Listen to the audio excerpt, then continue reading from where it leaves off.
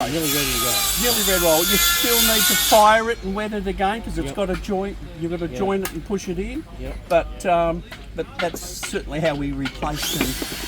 Okay, so now we've got the workings on the end and we're ready to do the head.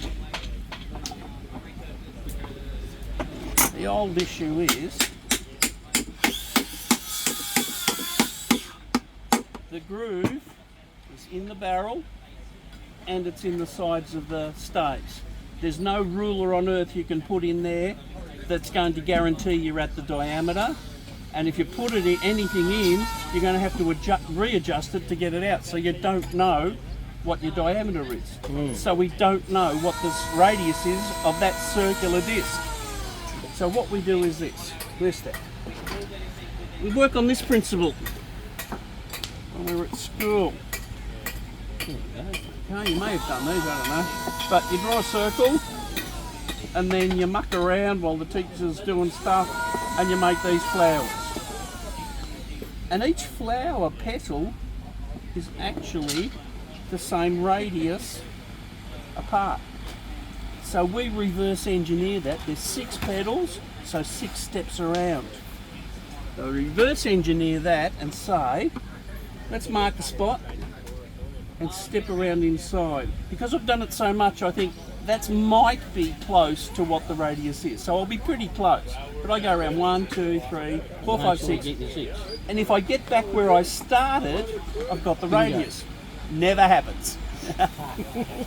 I'm close, but it never happens. So I will adjust it up or down fractionally until eventually I'll start and I will end up where I am, and then I do get the radius. Once I've got the radius, If it ever does happen. it will happen eventually. If it ever does happen, that's probably the day to stop doing that and worry about the contents. Yeah, celebrate. So once I've got the radius, I go and scribe it on a bit of wood. Yep. Make my circle. Now these days we'll cut it out on a bandsaw. In the old days they used a bow saw, so the old wooden frame with the blade across. There's one over there, nice big bow saw. Yeah, got one at home. And they would saw away. Now even a bandsaw or a bow saw is not going to cut perfectly around on that line. You're going to have jagged ins and outs. So what's going to happen Do you is... overcut it a bit? No, you don't need to really. What happens is, as long as it's not too big, if you've gone under a little bit, that's okay. We're not expecting this to be perfectly smooth and perfectly round so that it's going to be perfect fit against the back of this groove. That's never going to happen. If you remember, we made this groove roughly with that old-fashioned tool, and we've cut it out pretty roughly with whatever saw we had to do it. What we want is to make a wedge. Yes. Okay, and I don't know if you can see, if I make that wedge, you can see a space between my fingers. So I'm not going to touch the back of the groove, I'm just going to wedge in at the top of the groove and the bottom of the groove. And if you have a look there or a feel, you can see the wedge that it's made and actually forced in a lip. And here, it's actually forced in a complete lip all the way around. So I've got a seal here and I've got a seal here. So that's a pretty good watertight seal, top and bottom. So I need to do that. So firstly, I'll cut it out on the saw and I'll end up with this, of course, which is way too big for the groove. So I'll have to chamfer them down. And we do that with another draw knife. And this is the head, so this is a heading knife. Normally a draw knife you would pull like that, but this is curved like that because I'm going to slice. Because I have to slice with the grain. The grain's going across. So I can slice there okay. That's going to be good. I'll be sitting on there, have this wedged in. I can slice this bit here too, going with the grain. I cannot slice that.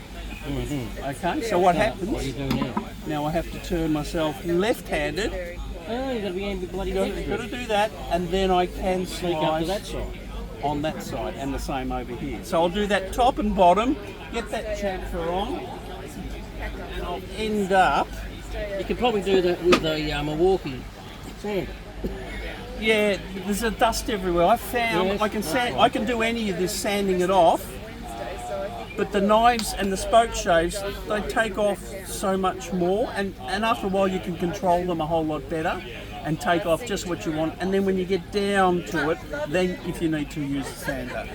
But usually with the spoke shaves, you take off more and you get it cleaner. Sometimes you don't have to. Right on the end. Yeah. That's the tough Oh yeah, bit, isn't yeah. it? Oh, Tough on this side and that side, yeah. What when I use the knives, I probably take it down to that much. Still too much. Leave the wood on. I can always take wood off, but I can't put it back on.